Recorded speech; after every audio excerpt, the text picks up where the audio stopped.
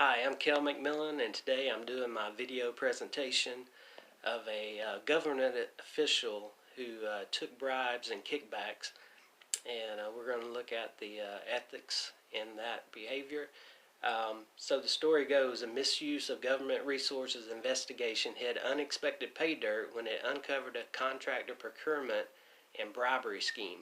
Investigators responding to a hotline tip substantiated a misuse of funds claimed when they found a civilian utilities manager at a military command rented a 350-ton crane to move electrical generators 7 days before they needed it, costing the government $35,000. The investigation also uncovered a complicated contract bid rigging, a bribery and kickback operation involving the utilities manager and a service court contractor. The manager manipulated and sole source work to the contractor, reportedly to drive business to the contractor to order the transition to a job with them after his government job. The manager used government funds to purchase expensive tools, plasma TVs, and laptop computers, and ended up resulting in a $1.3 million loss to the government. This person was prosecuted and went to jail for this. But I just wanted to, how I'm covering this is just telling about kickbacks and bribery, not only in government but also in private industry. So what is a kickback? A kickback is an illegal payment intended as compensation for favorable treatment or other improper services. The kickback may be money, a gift, credit, or anything of value. It is also referred to as a bribe. So kickbacks can take many forms, but all features some sort of collusion between two parties. Kickbacks, the thing about kickbacks, they're hard to prove. It's between two people. It could be under the table money at a lunch date one day, having lunch. Someone can slide an envelope, and it's hard to prove. So, so when you're talking about kickbacks and bribery, it's not just a clear-cut, this is what happened. I've actually worked in 3 companies, and I did contracts through contractors. Sorry, I've been sick this week, so excuse the congestion. But I worked at 3 different companies that I was the maintenance manager, and I had to gain contracts and bids through contractors. And I've never had a contractor offer me a kickback, and I've never asked for one, but it would be so easy to do it. When you're gaining contracts, you're getting the bid for the job, and you'll have low bids, you'll have high bids, you'll have bids in the middle, and basically your company or government, if you're a government official, is trusting you to pick the right one. Not always is the lowest bid the best.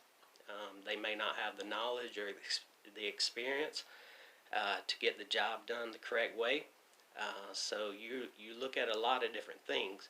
So if someone was looking for a kickback or a bribe, it would be easy to tell your company or your government, whoever you're working for, why you want this company to do your job, and or that job. And sometimes when it gets into multi-millions of dollars, it's hard to follow the money.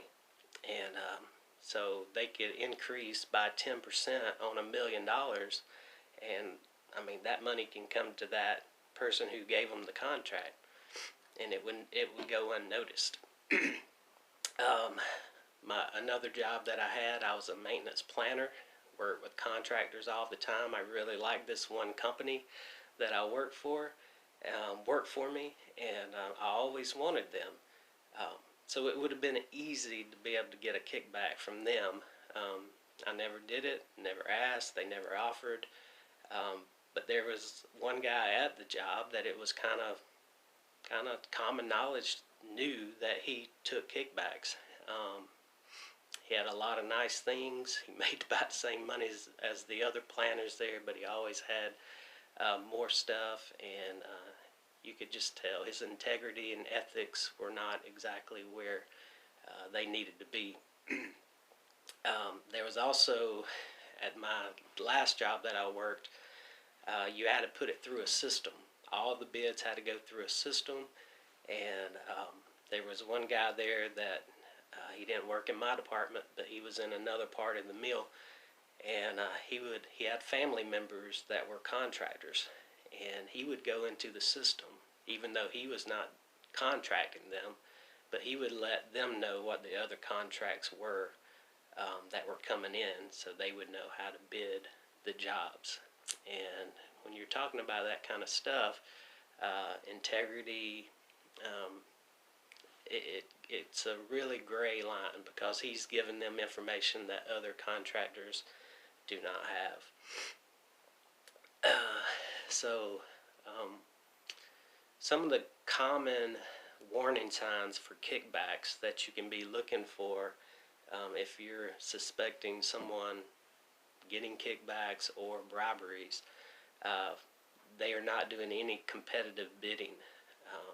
You got to be able to bid. Not always the lowest bid is the right one. I'll tell you that all day long.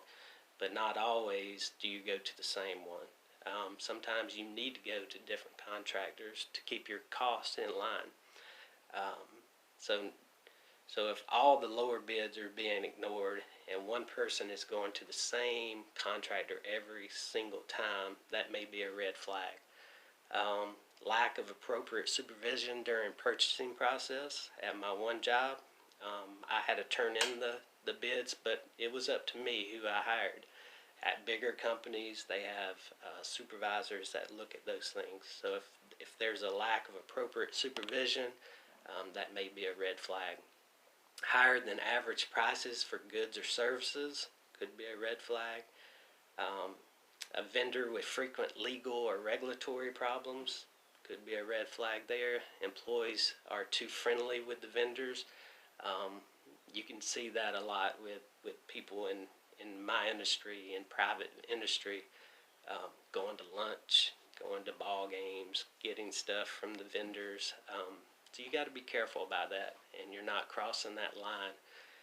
I worked at one company that the purchasing manager always bought the resin from one certain company, but that one certain company flew all the purchasing agents to somewhere in Colorado every year to have a conference, but they skied and all kind of good stuff, fun stuff for them.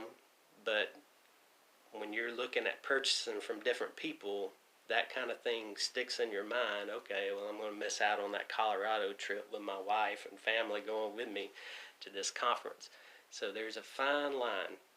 Yeah, I mean, they may be given the best price, they may be given the best service, but you got to be careful about taking things from vendors and from contractors. Not to go out to eat with them too much. Just things, that they can give you. So you got to be careful about that. Although rarely mentioned, kickbacks are an area where government ethics serves an important role. The principal reason is that ethic codes do not require proof of bribery or kickbacks.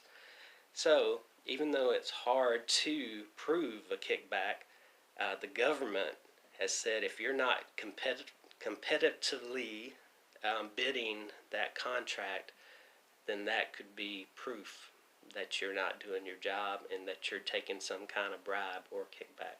So the Anti-Kickback Act of 1986, I'm going to be talking about this in my paper, kind of made a law for bribery and kickbacks for government officials.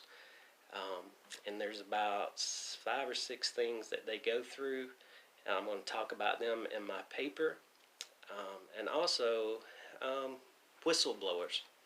We talked about some of this in our class. When you become a whistleblower, like at my company, we all knew that one guy was taking a kickback or bribe. but we never whistle blew on him. We never went and told anybody. And the reason, because there was really no way you could prove it. But whistleblowing is just between loyalty and sense of what is right and wrong. And if you're working for the government and you know somebody's taking a bribe or kickback, that's taxpayers' money that is not being used wisely. And we should be telling our supervisors about this. When you're working in a corporation, I mean, that's the company's money not being used wisely, and we should be telling those things. But at the same time, whistleblowers just don't tell, and everything is nice and good.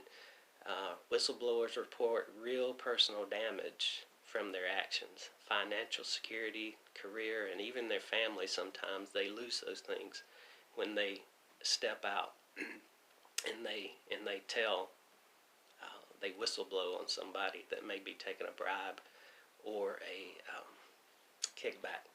So clearly, integrity is a virtue, and it means doing the right thing when nobody's looking.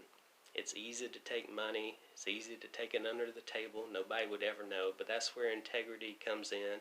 That's where ethics come in, and hopefully those can guide you to make the wise decision to do the right thing, even when no one is looking. So that's kind of where I'm going with my paper. If any of you guys have any suggestions for me to add or take away, basically that's what I'm doing in my paper. And I appreciate it. Sorry about the congestion and the runny nose, but thank you for listening and give me some suggestions. Thanks. Bye.